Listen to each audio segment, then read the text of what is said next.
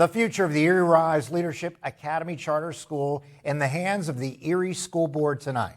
3 years ago, the school district told charter school leaders they needed to improve its test scores or risk losing its charter. And tonight, they made a move and unanimously voted to pull the charter. Our Tom Kowalski was at the meeting tonight. Tom, what happens now? Well, Mike and Emily, with Rise's charter taken away, the school is now being forced to close and cease educational services by June 30th of this academic year.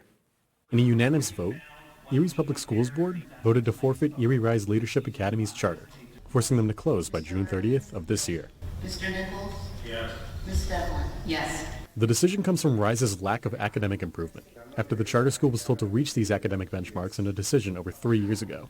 But teachers and faculty argue that they didn't get a fair shot at reaching these goals due to the coronavirus pandemic. When we went through the pandemic and this agreement was made to keep our charter, that agreement and those metrics were set pre-COVID-19 pandemic.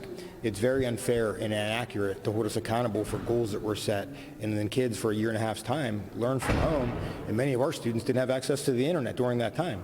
But some parents are glad to see the school go, saying that even before the pandemic, Rise had its issues. I think it's probably the best thing that needed to happen for the city of Erie. I'll be 100% honest with you. You have a lot of new people that's currently coming to school that has no clue of the fact that the mismanagement that school has been under for a plethora of years.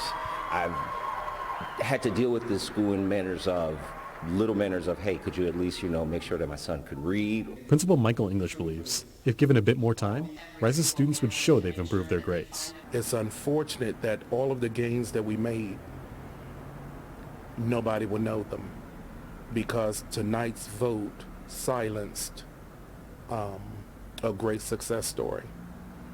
And I guess I'll end it there. Now, Erie Rise's closure means dozens of teachers and faculty will now have to find a new job, and nearly 300 students from kindergarten through the 8th grade will have to find a new school in September. We'll continue covering this story as it develops. Live from the studio, Tom Kowalski, Erie News Now.